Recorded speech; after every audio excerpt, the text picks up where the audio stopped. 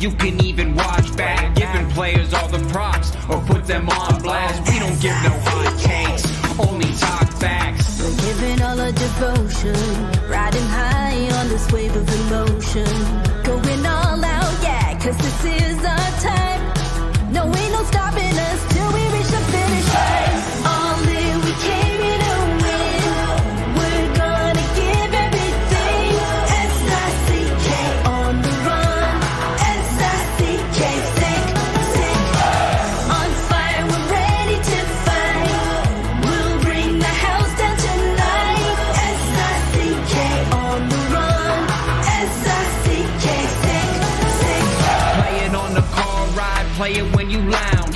X and O, you know that we can hold it down. Shout out to my man Sammy, got it off the ground. And to all the listeners tuned in right now, got debates, analysis, and speculation. This is sports talk for the new generation. You know where to find us, got a reputation. Sick podcast, your #1 sports destination. We're giving all our devotion, riding high on this wave of emotion.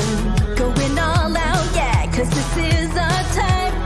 No, ain't no stopping us till we reach the finish line. All in, we came here to win.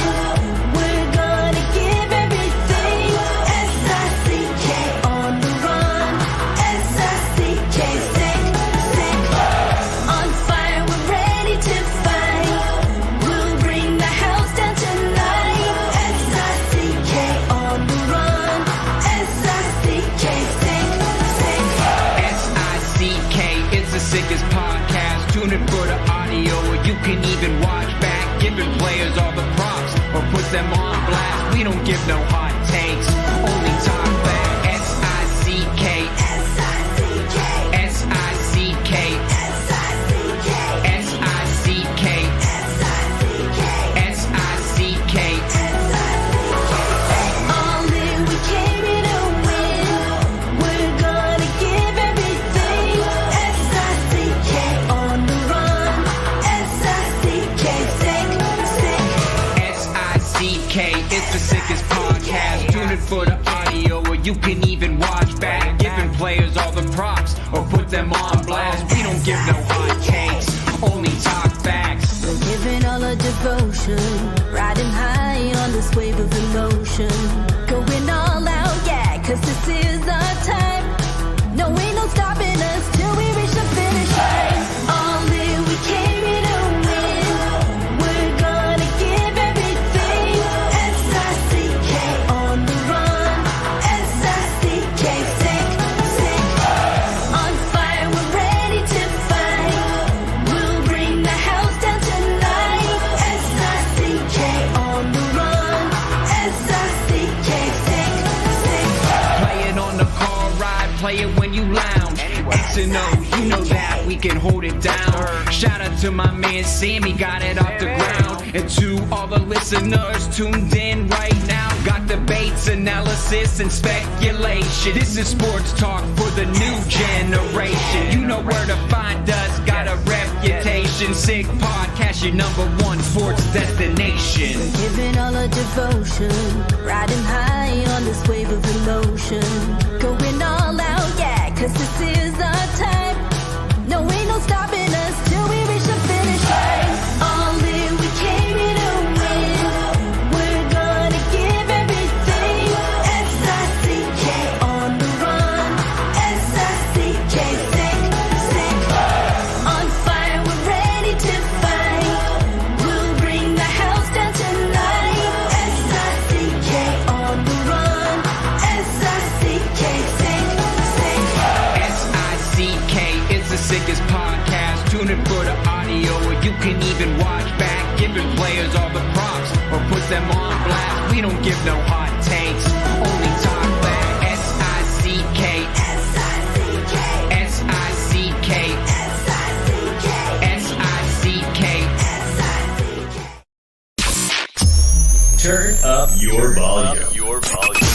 Because you're about to listen to The Sick Podcast. With Tony Marinaro. 55 seconds left in the penalty, a minute and 27 seconds left in regulation time. Boston 4, Montreal 3. Lafleur coming out rather gingerly on the right side. He gives it into Lemaire, back to LaSmush. Oh! The sickest Montreal Canadiens podcast. You're in the ball! Sports entertainment like no other. Rejoint, on lui fait perdre la rondelle, une passe devant. Et c'est le dégagement, et ce sera la victoire des Canadiens. Coupe Stanley pour les Canadiens, leur 23e de l'histoire. You found the dogs! John, you found the dogs! He found the dogs! And all together, they worked a young team to the top. And now, a 24th Stanley Cup banner will hang from the rafters of the famous Forum in Montreal. The Canadiens win the Stanley Cup! Brought to you by Energy Transportation Group. Driven to be different. La Tibi. Embrace your true nature. And Playground, your premier gaming destination. It's gonna be sick. Marinaro on this Monday, October 21st. How is everyone doing?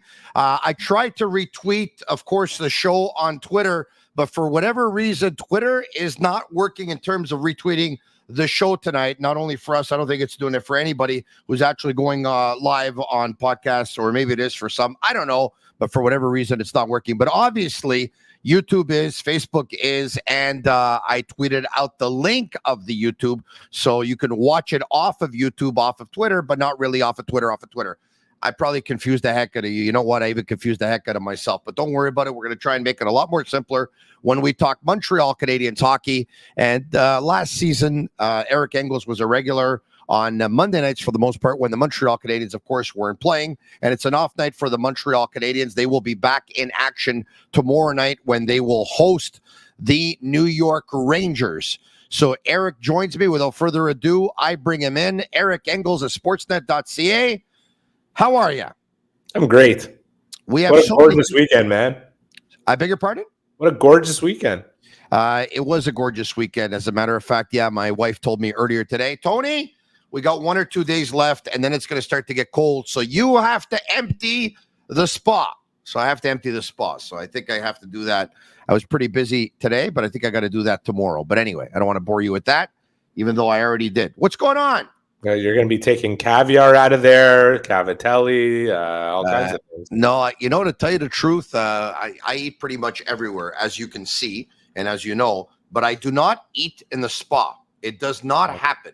It's just for lavish bathing for you. I think the only thing I ever ate in the spa were frozen grapes. You do laps in there? Do I do what? You do laps in there? No, it's not that kind of a spa. It's more of a relaxation spa. But let me ask you something, and then we're going to move on to the serious stuff and talk Habs. Okay. Do you ever take your grapes and put them in the freezer for a couple of days? You know what? I don't really eat grapes. Really? Yeah, but I see where you're going with this. Frozen fruit, it's not bad. It's not frozen grapes are it's absolutely amazing. Absolutely amazing.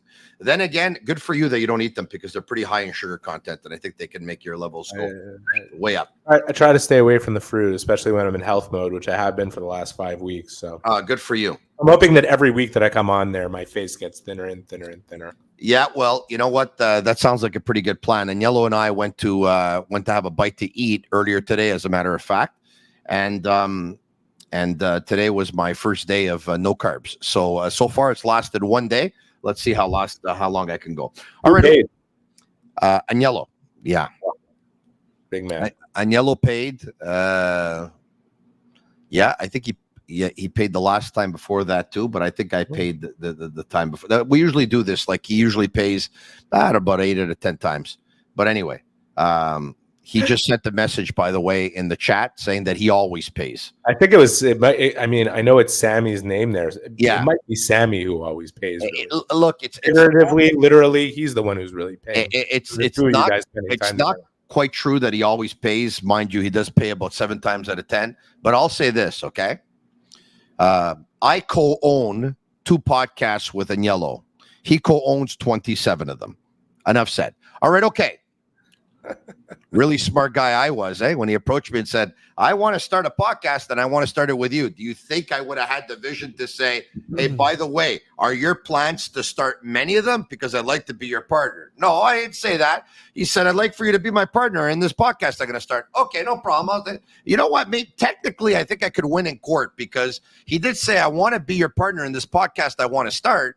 And he wasn't really saying podcast network. Maybe I might win in court one day. We'll see. Okay, listen. All kidding aside, let's talk about the Habs. I didn't get to watch the game live on Saturday night because my wife's cousin got married and we were invited at the wedding at Maison Principale. By the way, what a beautiful venue that Barry Lorenzetti has. Have you ever gone to Maison Principale? No, but I want to hear all about it. No, all kidding aside, you got to go. It's on Ducouvent and Saint-Antoine and Saint-Henri. It's the venue of the hour right now in all of Montreal. It's like the most spectacular venue for an event of any kind in the city. Like, it's spectacular. It's one of those you have to go in and see it to believe it. Okay. I was thinking of having a second bar mitzvah, so maybe I'll give them a call. Oh, really? Okay. Look, I'd like to be invited to that. All right. Okay. Back in the day, I used to work a lot of bar mitzvahs. As a matter of fact, a lot of event planners used to hire me to do trivia with the kids that were at the parties. It was a lot of fun. Haven't done that in a while. Yeah. Okay. I obviously watched the game when I got home on Saturday night, late Saturday night. I watched the game. And the big news coming out of that game, of course, was that Caden Gooley wasn't playing. Mike Matheson was back. And Jaden Struble and Logan Mailloux, recalled from Laval, made their way into the lineup. And Gooley, who wasn't playing, was out. And Arbor Jacki was out. I saw this one coming. I actually thought it was going to happen the game before that versus the Kings, that Jacki was going to be out, and he wasn't. Were you surprised at all? And what did you think of the decision to get Struble and Mailloux in there, and Jacki was out as well as Caden Gooley was hurt? Thought it was a really easy decision, hence you being able to foresee it a game in advance. I mean, I thought Mailloux took on a lot of confidence going down to Laval, even for a couple of games, and to come back up and play, get that out of the way. I think he'll be better defensively than he was against the Islanders. He had his moments. He had some giveaways in his own zone. He extended some shifts needlessly. Everyone wants to talk about that 4-minute shift. It's a 2-minute shift if Oliver Kapanen doesn't break his stick. So, I don't put that much stock into that. But, before that stick got broken, Mailloux had a couple chances to clear the zone, didn't. He got crossed up with Hudson a couple of times. They're two rookie defensemen who are going to make rookie mistakes. Yeah. But on the whole, I like the game. I like the attitude from the player. The fact that he was more upset about missing in the shootout than he was happy about scoring his first goal in the National Hockey League. I think he was genuine in that. I think he said he was going to lose sleep over it, and he probably did.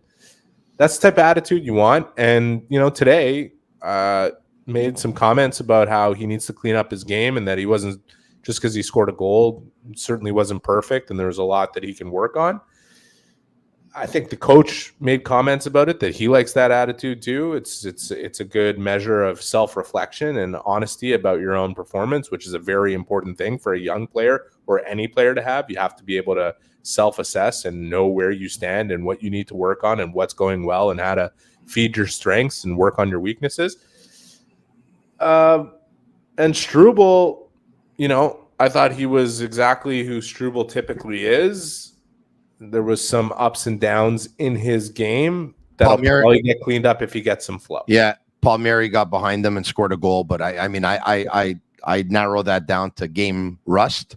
Yeah, that's because, of course, he hasn't been in quite some time. And look, it's funny because, it's funny. I mean, I received some messages over the past couple of days. People are really upset with me that Arbor Jacki was cut from the lineup, because it was about a week that I was saying that Arbor Jacki was not playing good hockey. That Arbor Jacki, if Jaden Struble would be 100%, would lose a spot in the lineup, because Arbor Jacki, I saw it in the ice time that he was getting, 14 minutes, 13 minutes, 10 minutes, wasn't a lot, wasn't being used in key situations. Obviously, they were spotting him. And I said before, and I'm going to say it again, folks. I mean, listen, I understand he's a popular player, and I understand he defends his teammates. He's an honorable guy, and I would take Arbor Xhekaj on my team. I want people to know that. But I think I just called it like I saw it, and I thought he was not at his best for those 3 games, and I'd be willing to bet that if you talk to Arbor Xhekaj, he'd tell you the same thing. Yeah. He wasn't happy about the way he's been playing. He's been unhappy about his inconsistency and feels he's, the main thing that stands out to me is the processing speed. And I think Arbor Xhekaj has the foot speed. I think he has the stick skills. I think he has the offensive game. He's very good in the offensive zone for the most part. Defensively, he can make stops. He can hit. He can throw his weight around. But, he took a penalty in that game against the Kings where he was just so slow to react in where the play was going. And the big thing for any young defenseman is reading what's going on, not only with the puck, but away from the puck so that you know how to anticipate where the next play is going. And it's something he's gotten better at since he stepped into the National Hockey League, but it's still something he needs to improve on. And anybody who's upset with you for being objective about it, as anybody who was watching could see these issues unfolding, it's not permanent. Arbor Xhekaj will be back in the lineup for the Montreal Canadiens. Of course. Not necessarily against the Rangers tomorrow, but he'll be back, and he'll be back soon. Look, I'll just say this, okay? When Arbor Xhekaj is at his very best, there's no doubt that he's in the top 6 in the Montreal Canadiens lineup, I believe. But if he's not at his very best, he's going to get beat by a guy like Struble, who I find plays the game with more consistency than Arbor Xhekaj. They don't have the same tools that they bring to the table, not yet, although I do think that Jaden Struble going forward is going to be like a force to be reckoned with. And you might even see him drop the gloves every now and then if people are expecting that. But anyway, enough said. That happened. Logan Mailloux scores his first goal in the National Hockey League, like you mentioned. You talked about him missing out on the shootout. What was your initial reaction when you saw Mailloux? 9 rounds of shootouts. I mean, there's so many guys that were selected, including youngsters Kapanen and Heineman, who both scored. But what was your reaction specifically when Mike Matheson was sent out there, Logan Mailloux was sent out there, and Kirby Dach was not sent out there? What's the first thing that came to your head? Like, what were you thinking? I was thinking that it was justifiable. I was thinking that Dach could be a good option, that it could be an opportunity to kind of start his season. His season has started, but not on the foot that he'd like, and maybe it would instill some confidence if he went and scored. But that he didn't had to do with other guys that were going better than he was in this game, other guys that didn't take a penalty in overtime, other guys who, let's face it, just you have to go on feeling a little bit as well as the statistics. He went statistically with Caulfield and Suzuki. And then, he looks at Heineman and Kapanen, who both had a good game, and, they delivered. So, as you got down the lineup into the 9th round of the shootout, I didn't think Mailloux was a bad call. If Dach had gone, I wouldn't have been surprised. But when he didn't go, I wasn't surprised. Does that make sense? Yeah, it totally does. Sick Podcast brought to you in part by Energy Transportation Group, a leading full-service logistics provider serving all of North America, driven to be different, and also brought to you in part by the fridge behind me here is filled with Bittt Tibi. They launched their new Ultra Lager, refreshing, thirst-quenching beer, perfect for the hot summer days with only 90 calories, 2 grams of carbs, 4% ABV. Also for the cool fall days, by the way. Available in a pack of 6 and 12 in grocery stores all around the province of Quebec. It's ultra light and ultra refreshing. All right, okay, so hey, Tony, maybe Dach didn't like it. And if he didn't, I don't see how he would. I mean, and if he didn't, is that a bad thing? I wouldn't say that it's to the point where it's humiliating, but I'm sure it affected it got to him. You'd have to think it would get to you. You do 9 rounds and you see the 3 defensemen being chosen. You see a couple of youngsters being chosen, and you're not chosen. I mean, I'm sure that it upset him. Now, I think the penalty if he doesn't get that penalty, I mean, we'll never know the answer to this. 2 of them. Yeah, but if he doesn't take the penalties that he does, I'm thinking that he goes to him in a 9th round shootout. But then again, look, a lot of people will look at that game versus the Islanders and say, okay, there's obvious improvement because the Canadiens gave up 6 versus Pittsburgh. They gave up 4 in regulation versus the Kings, and they only gave up 3 in regulation versus the Islanders, and they ended up having 2 losses versus Pittsburgh and versus Los Angeles. But in New York on the road, they pick up a point. But I'm going to say this, and I don't know where you stand on this. I think they're lucky they picked up a point. Yeah, Caden Primo is the reason they picked up a point, and if there was any justice in the world, Caden Primo would have picked up 2 of them, which we can go back on your comments from last week, but I don't think we need to. You obviously needed to see better from Caden Primo, hence your comments. Yes. At least he delivered that, and I know he got scored on twice in 6 shots to start the game. I don't think he should have been expected to stop Palmieri's shot, but my buddy Marc-Antoine Gaudin from Radio Canada made a good comment today about how, yes, it's not on him, but it would have been confidence inspiring if he makes a save that he's not expected to make on that play. He made a bunch of them as the game wore on, including He got better as the game went on. 30 in a row and 8 on the penalty kill, which the Canadiens took a rash of penalties in the second half of the game. So he's the reason they get there.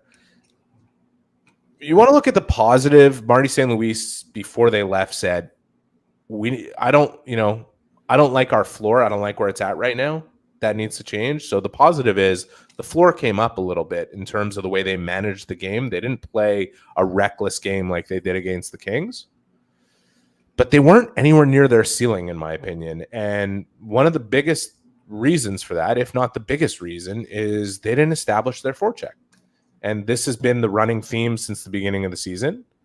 And it has continued through 6 games that you're not getting sustained offensive zone time. Yeah. Marty had one saying last year that stuck with me. You forecheck people, not space. If you won't get stuck forechecking space, you're going to have a hard time retrieving the puck and getting it back and sustaining offensive zone pressure.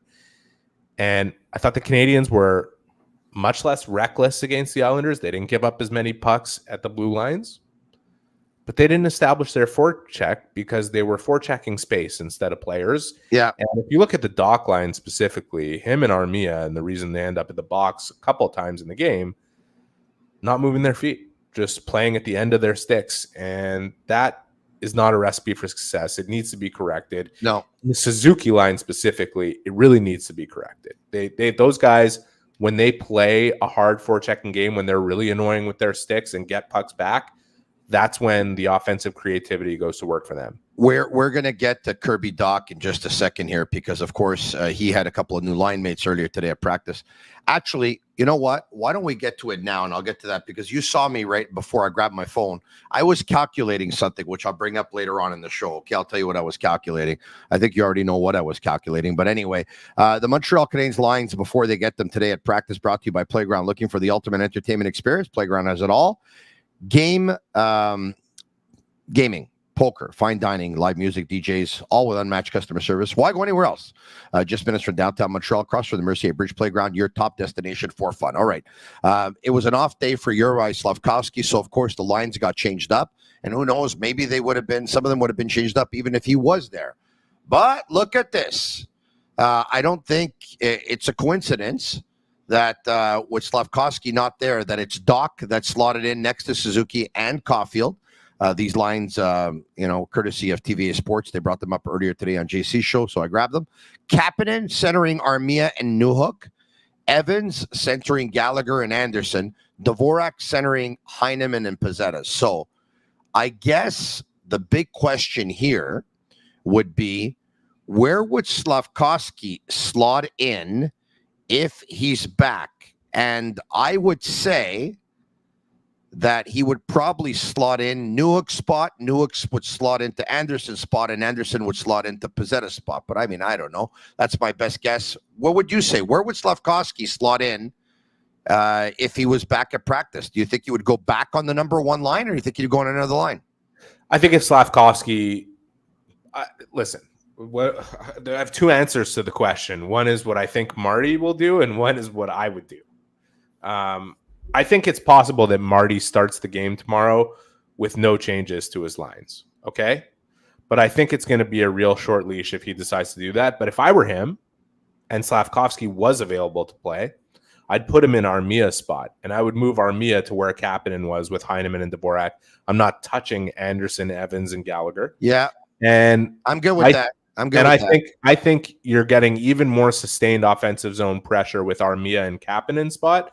And I think Oliver Kapanen has shown one thing specifically since the beginning of the season. He's a centerman. He's a center. And all of his shifts that he's taken at center, which have specifically come after the Canadiens have either been on the, well, not been on the power, after they've been on the penalty kill, Marty throws out a line of Kapanen, Heineman, and Gallagher because he uses Dvorak, he uses Armia on the penalty kill, he uses Evans on the penalty kill, he uses Anderson on the penalty kill. So the immediate post-penalty kill line that he puts out, more often than not, if it's not Suzuki's line, is that line with Kapanen in the middle of Heineman and Gallagher. And those have been, if you went back and isolate the shifts, Oliver Kapanen's best shifts of the season. And I'll tell you something else. I have to look. This is totally off the top of my head, and I could be wrong. I think he's been reasonably good in the face-off circle. So, he hasn't taken a lot of them, maybe a couple per game, but I think he's around 50%. If you're looking it up, that's doing me a favor. Yeah, I am right now. Yeah, I'm going to say this. I like my idea for a couple of reasons. Yeah. If you put Slavkovsky with Kapanen and Newhook, you're creating a similar dynamic to the one you wanted to see between Dach, Newhook, and Armia. But you're putting the onus on Slavkovsky to carry the line a little bit more. And right now, Slavkovsky is looking at Suzuki to do that for the top line, as you should. Suzuki is expected to carry the top line. He's expected to drive that line. Separating them two could put a bit more onus on Slavkovsky to get going. It also could create more balance up and down the lines here. And I think if you replace Kapanen on the wing with Armia, with Heineman and Dvorak, who have done a very good job forechecking, Armia helps you extend play. So I could see a better balance on all if four. I can. Out of all centermen the Canadiens have had this season, Nick Suzuki is the best in face-off wins at 54.1%. Jake Evans is number 2 at 50.6%. Oliver Kapanen is number 3 at 47.6%. Right. So I said around 50. Yeah. Christian Dvorak is at 43.2%. Kirby Dach 37.5%. Alex Newhook at 31%. Yeah. There you have it. All right. So look, I'm going to say, I asked you last week. One of the things we talked about was I said to you, I said, Eric, are you convinced that Kirby Dach's a better centerman than a winger? I think. Correct me if I'm wrong. I think you said that you're convinced that he's a better centerman, and I said to you, Eric, I'm not so sure. I don't know. He's been in the league for this is his 6th season. Okay, he was hurt for let's just say 2 of them. So there's 4. There's over 1,000 faceoffs taken, you would imagine. I said his faceoff percentage, it seems awfully low to me. And I just think that when he's at the center ice position, obviously he has to think a lot more. And I'm not so sure that in Dach's case, that's a good thing. I think he plays a lot more freely when he does on the wing, which you can say that for any centerman who's going to play the wing, by the way. But it just seems like some centermen are able to adapt to the 200-foot game and the thinking of the game a little bit easier than some. And I think Dach, it's a little bit tougher. So, well, I'm going to say, we just talked about Dach. I'll finish off on just on Kapanen. We just talked about Kapanen. Yeah. And so right now we want to see Kapanen at center because he plays his best hockey at center. This was not to be expected going into the season, but who knows? For the rest of their careers, Oliver Kapanen may end up being a better centerman than Kirby Dach. We'll see. Well, I don't believe he will. And I believe that if Kirby Dach was at full health, we'd be seeing exactly why he's a better center than he is a winger. But right now, he's not he's at full health, but he's not at game shape, timing wise, not necessarily conditioning wise, just processing wise. He does have to think a bit more than he's accustomed to having to think on the ice because it's not all happening at the same speed for him as if he was 100% and just played the last 80 games instead of sitting and watching them. Yeah. So right now, moving him to the wing could spark him. Specifically, if it was just to move him to the wing on any line, I don't know that would necessarily work.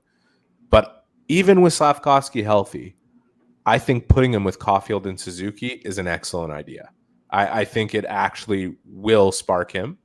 I think also it's coinciding with a time where I asked Nick Suzuki specifically about where he feels his game is at. And I asked him for a reason because I didn't think, and I don't think, that Nick Suzuki's game has been where he should want it to be. I agree with you 100%. And that's exactly what he said.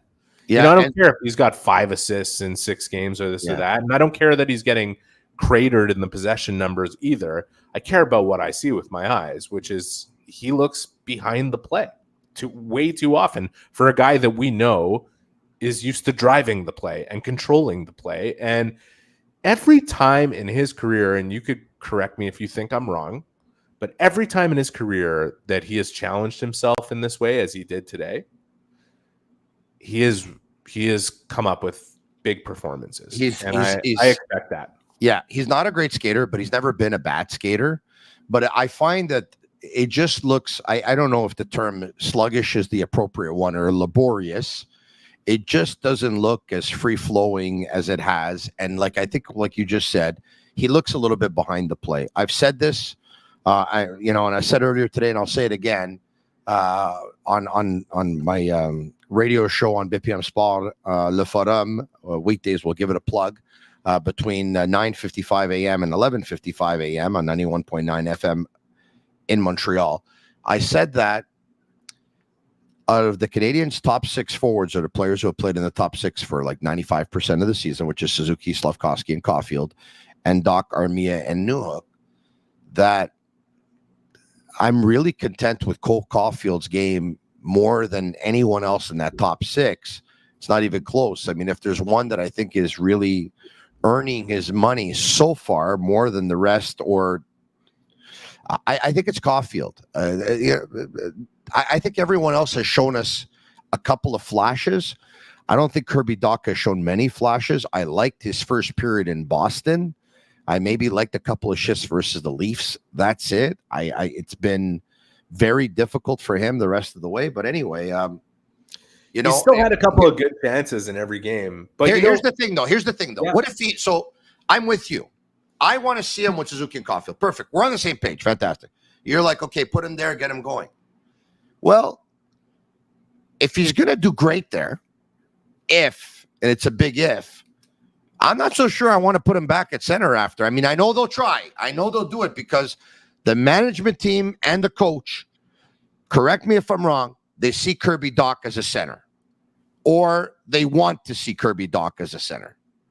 So I have a feeling that even if he does great at one point, the second that maybe there's a score for a game, they don't pick up, boom, he's going to be back at center. But man, I would be tempted to keep him there on that first line if he does great. But then again, they're gonna end up going shopping for a centerman after. I get your point. No, well, I don't think they're gonna have to do that because Michael Hage is coming. But when's he coming though, Eric? Honestly, if he keeps going the way he's going, it could be next season. He's been fantastic to start his NCAA career, and I got to say, he's producing at a clip that's very similar to a player that he's often compared to, which is Jack Eichel. And Jack Eichel spent 1 year at Boston.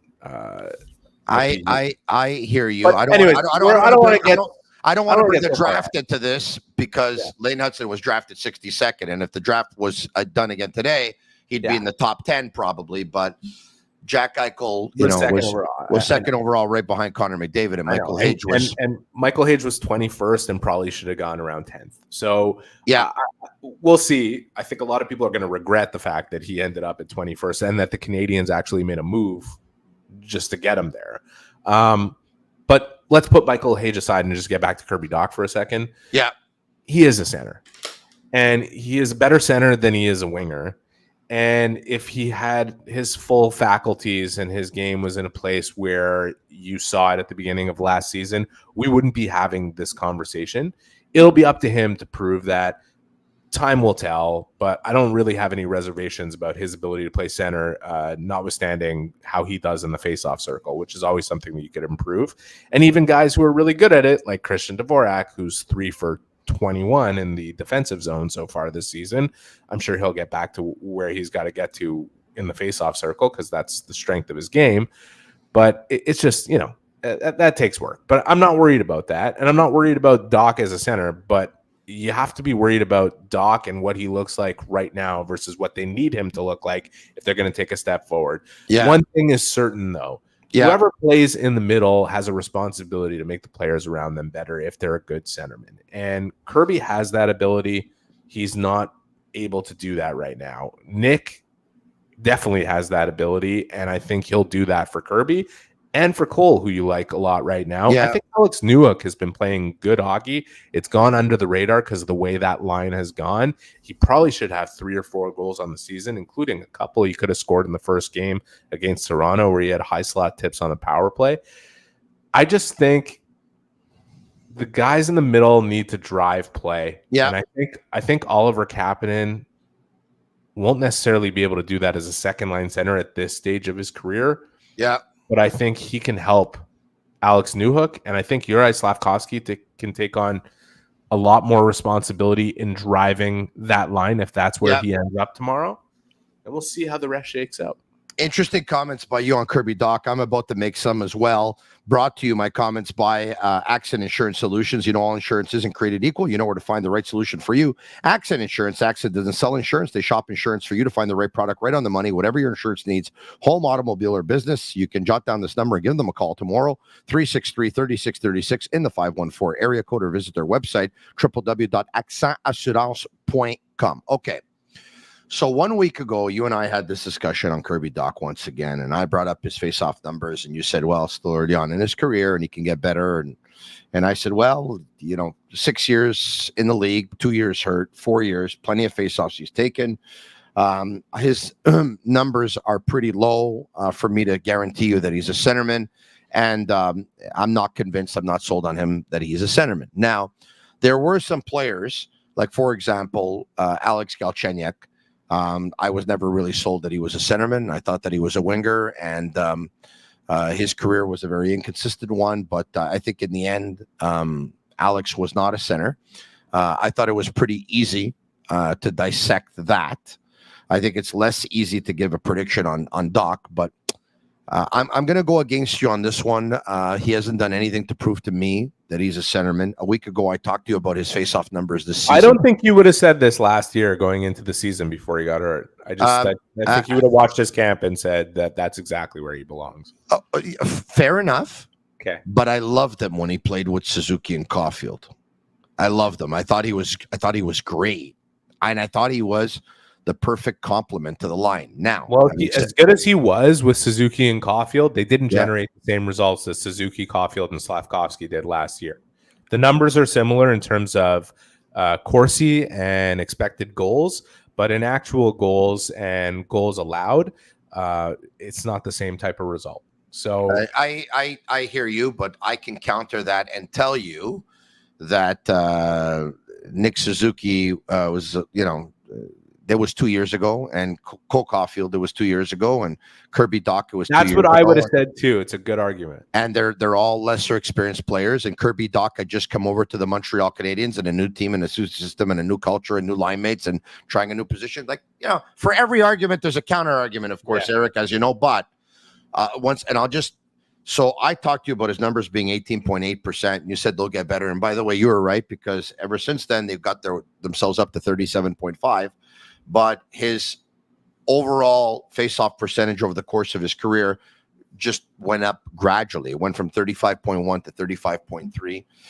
Look, I think the jury is out. I think it's pretty cool that you say with a lot of certainty that you're convinced he's a center. I bet you if I had this conversation with Gordon and Hughes and Marty St. Louis, they would probably be as convinced as you that he's a center. And, you guys are all probably a lot smarter than I am. I got the looks going for me. My opinion is influenced by conversations. My opinion is influenced by conversations with those guys and why they see him as a center. It's also influenced by conversations with Dach and why he sees himself as a center. This is a bit of an insight into how I operate in general. I speak to people and try to understand the ways they see things and why they see them that way.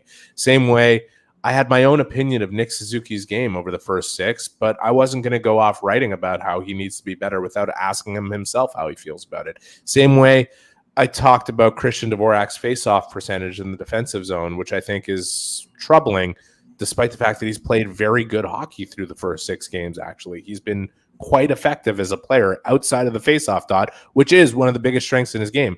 You know what the first question I asked him was?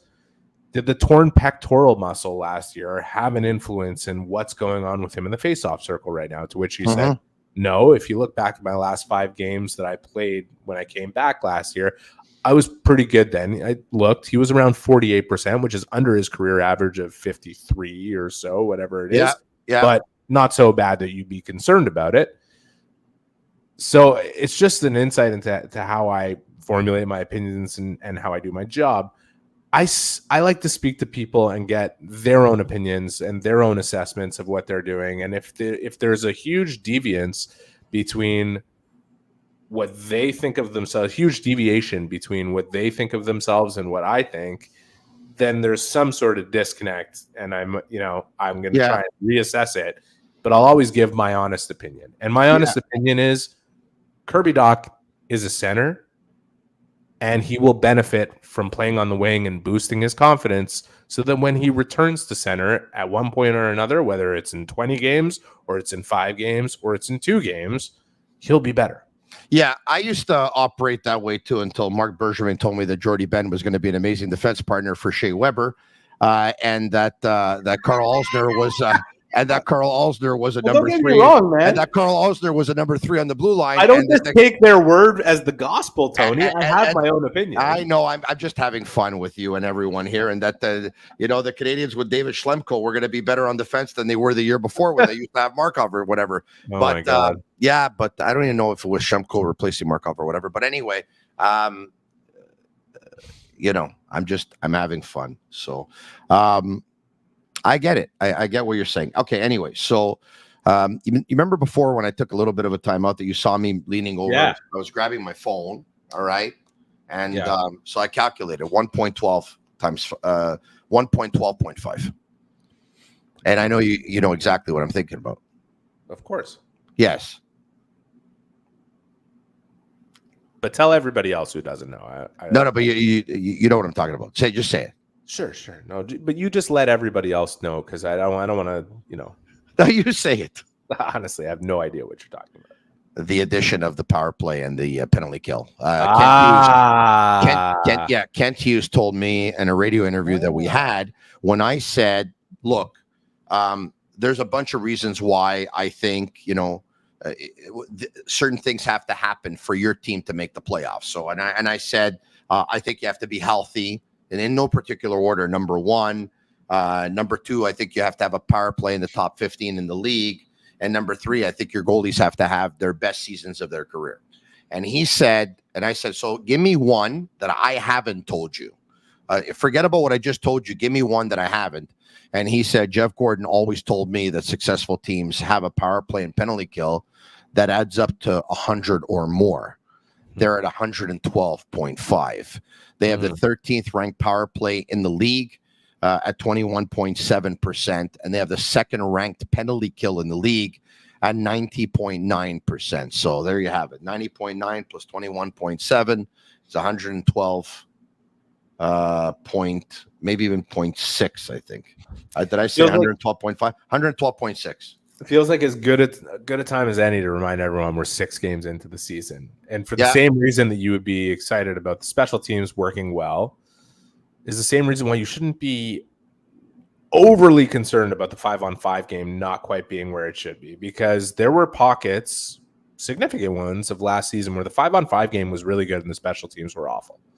And I think if the Canadiens are able to maintain what they're doing on the power play and on the penalty kill and just bring up that floor that Marty's talking about and get closer to their ceiling at 5-on-5, you're going to see some wins. And I think they could be coming. It might be a step-by-step process for them to get there.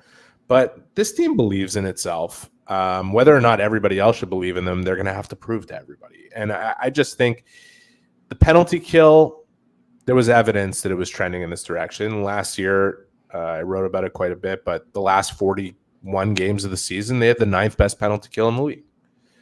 So there were signs that they had figured some things out, sorted some things out, and found chemistry within their combinations. They lost Jonathan Kovacevic and Jordan Harris, who were parts of that penalty kill, but Struble stepping in could help there. Jacki hasn't done a terrible job on the penalty kill so far. Evans and Armia have been phenomenal, and that goes back to last year. Dvorak The addition of Anderson has really been something. I wonder if Suzuki, this is a thought that has popped into my head that I haven't spoken to Marty about or Nick or anybody else. I wonder if him not seeing shifts on the penalty kill with the amount, and he's played a few here and there, but usually towards the end of the penalty kill, I wonder if him not playing as much on the penalty kill is disrupting his rhythm a little bit, if not for the fact that the Canadiens still have a problem of taking way too many penalties per game. Yeah, no, they definitely do. And look, listen, I don't know if you have your one eye here on the YouTube chat, but we're talking about Nick Suzuki and Kirby Dach, and there's a lot of people weighing in that they're not sure that Dach's a centerman. And actually, there's a couple of comments coming in that Nick Suzuki is not a number one center. And now, once again, timing is everything. And like you just said, Eric, we're 6 games into the season, and a lot of people are going to judge on these 6 games, and they're going to totally forget about the 82 games that happened last season. Folks, last season, Nick Suzuki, with no one behind them, because Dach went out with an injury in the second game in period number 4. And the Canadiens had so many injury troubles at center, where Alex Newhook was out for a couple of months, where Christian Dvorak was out for a couple of months. Dach, like I just said, was out for the entire season. At one point, Jake Evans was the Montreal Canadiens' number 2 centerman for a couple of months. All right. That's how thin it was. And Alfred says Tony's in love with Suzuki. Alfred, it's not that Tony's in love with Suzuki. Alfred, Tony's going to give you facts. The facts are, and the stats prove them, because I go by stats, that last season, out of all the players who played center in the National Hockey League, Nick Suzuki was top 15 in goals. Nick Suzuki was top 15 in points. Nick Suzuki was top 15 in possession in the offensive zone. I mean, I don't you don't get those stats by fluke. So now, is Nick Suzuki playing like a top 15 centerman after 6 games? No. But last year after 82, he did. And I got, Eric, I received a tweet earlier this evening from somebody who said, no way the Montreal Canadiens win a Stanley Cup with Nick Suzuki as your number 1 centerman. Why no way? It all depends on who he's insulated with and who he's surrounded by. And I reminded that person that, in 2018, 2019, the St. Louis Blues won the Stanley Cup. Ryan O'Reilly was their number 1 centerman. He had a career-high 77-point season at 28 years of age. Nick Suzuki had that 77-point season with 5 more goals last year at 24 years of age. He's like 3 years away from his prime. And then someone came back and said, no, in the last 15 or 20 years, every team that's won a Stanley Cup had a 90 to a 100-point player. It's bullshit. It's not true. Jack Eichel was not a 90-point player when Vegas won the Stanley Cup. Patrice Bergeron was not a 90-point player when the Boston Bruins won the Cup. And who were their 2 centers? And when they went to the finals in 2013, who were their 2 centers? It was who are you talking about? Krejci. Bergeron, Krejci, yes, of course. And anyways, this is such an exhaustively stupid conversation when it comes to this, and why it continues to come up is beyond me. But Nick Suzuki is a number 1 center in the NHL every day, all day. And I've said this before on your podcast, and I feel stupid even having to repeat it. If you can't understand that, if you can't objectively look at it, because you're looking at Austin Matthews and Connor McDavid as comparables, and Nathan McKinnon, they're just different types of number 1 centers. And Nick is his own type. He's more in the mold of the guys that you just mentioned. He's more in the mold of Ryan O'Reilly, of Patrice Bergeron. And talked about the 82 games he played last year. If you look at the first 6 he played last year, they were pretty underwhelming. They were pretty underwhelming, like these first 6 where he has 5 points. And the fact that it's become a subject and that he is owning it, like I've said, this is a guy that when he tends to challenge himself, he comes back, he rebounds hard. And I just want to say this. I asked him what it'll take for him to get back to it. Yeah. The word he uses was assertiveness. Yeah. I asked Marty what it looks like when he's driving. He said pace. He needs to play with more pace. So Nick watches those pressers. Nick is aware of everything that's going on. Nick intends to play assertively, and Nick will take his coach's word on playing with pace. And Nick will probably be the best player on the ice for the Canadiens tomorrow against New York. If I had to bet, I can't guarantee it, but I would comfortably bet on that happening. Yeah. So, He won't necessarily be the best player on the ice with the Rangers coming into town, but I think he'll be the best player on the ice for the Canadiens tomorrow night. Okay. So Alfred Vega just said, Tony, you didn't just put Nick Suzuki in the same sentence as Jack Eichel and Patrice Bergeron, did you? Alfred, I'm not so sure if you have selective hearing, but what I said was that for the person who made a statement that all the teams that have won the cup in the last 15 years have had a centerman that picks up between 90 and 100 points, it's just factually not true. When the Vegas Golden Knights won the Stanley Cup, Jack Eichel had 66 points in 67 games. On an 82-game season, that's like an 80-point season or 79-point season or whatever it is. It's not 90 points. But Jack Eichel also played on a team that had Alex Pietrangelo and Shea Theodore on defense. He played on a team whose goalie stood on his head and played absolutely lights out. He played on a team that had a winger who picked up like 25 points in the playoffs, 13 of which were goals. He played on their a team. Hold on. Their 1-2 punch up the middle was Eichel and William Karlsson. Okay? And they had Chandler Stevenson.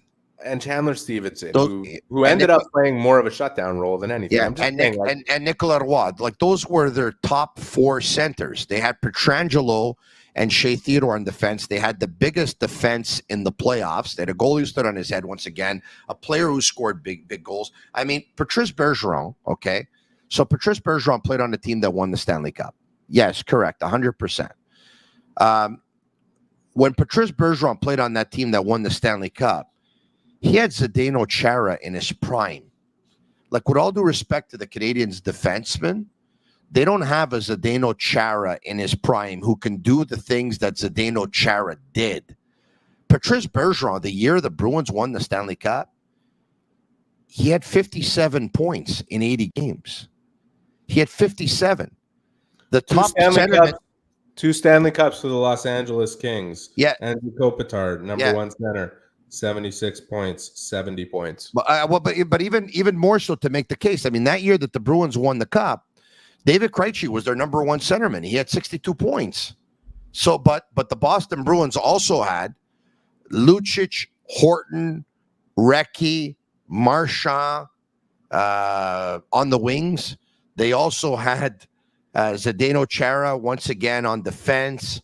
They had Tim Thomas, who stood on his head. I mean, you don't win cups by yourselves, folks. You just don't. You need a team. You need a team. You talked about Boston and mentioned all those guys. There's no chance they win the cup without their fourth line. Their fourth line, which was Thornton Kelly and Gregory Campbell. There's zero chance they win the cup without that line. Look, if the best player wins the cup, I mean, Connor McDavid would have had 4. He's got none. Austin Matthews has made it to the second round of the playoffs once. And by the way, if the bar is 90 points, Nick Suzuki at 25 now, like, do we think he's never hitting 90 points? I think he'll hit 90 points at some point in his career. Do you think he'll hit 90 points? Yes. So, okay.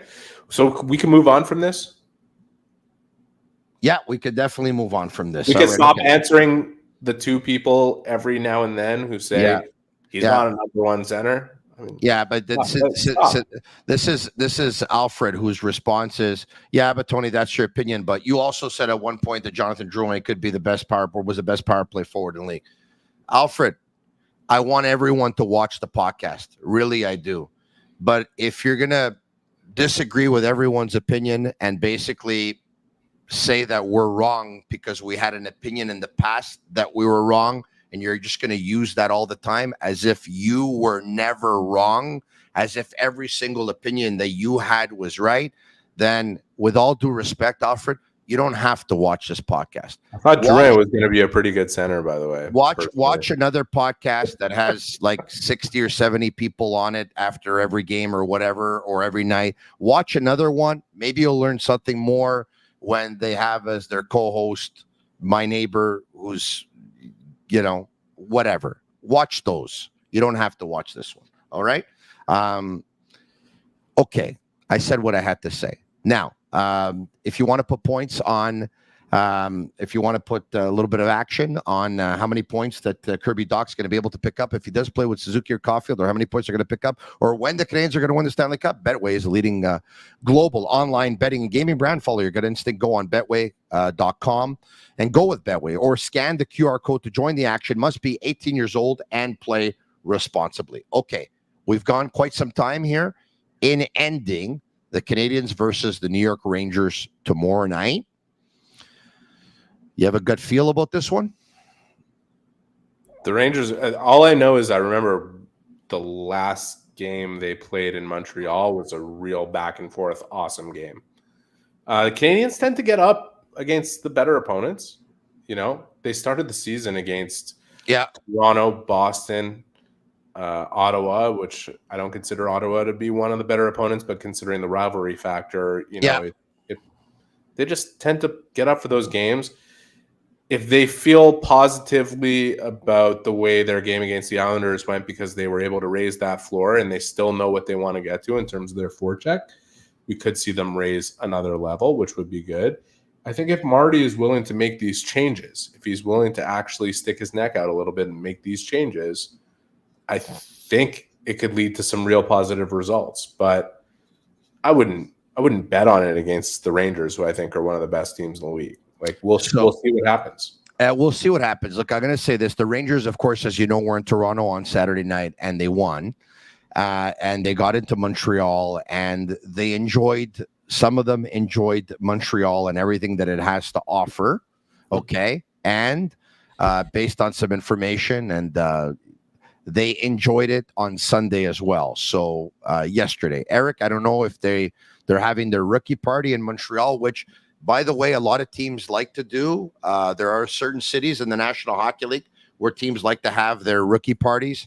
New York is one. Montreal is another. Nashville is another. Vegas is another. Los Angeles, there's about 5 or 6 cities where they like to have their rookie parties. Who knows? Maybe they're having it here. Alexis Lafreniere, by the way, who's uncertain with an injury. We'll see, because he's off to a great start. And everyone would love to see him play in Montreal. Of course, it is his hometown.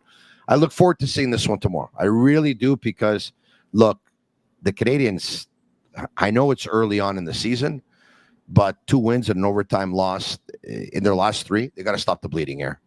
They got to stop the bleeding. If they want to be in the mix means you avoid going 4 games without picking up a win, right? I agree. Yeah. I agree. I'm not going to end the podcast until Alfred agrees. It doesn't matter if he agrees. Sammy, block that guy. Eric Engels is Sportsnet at sportsnet.ca. Always fun, my man. We'll talk to you soon. Enjoy the game tomorrow night. Take care. All right. Marinaro, a shout out for Pole Montreal. Check them out. Pole Montreal, they have different services. One is a service for hair loss, of course, and it's called the TED technology.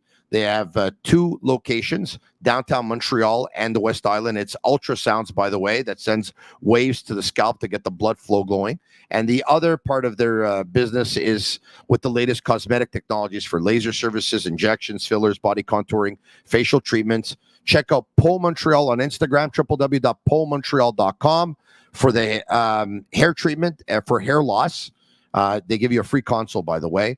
And for all the other treatments, call 514-989-7328. Special thanks to all of you for watching. Special thanks to all of you for listening. Special thanks for all of your engagement. And if you like the podcast tonight, leave us a 5-star review. It's our way of feeling the love. For Sammy and Yellow at Master Control, I'm Marinaro. By the way, guess who I'm going to be back with tomorrow night after the Canadiens and the Rangers? You guessed it.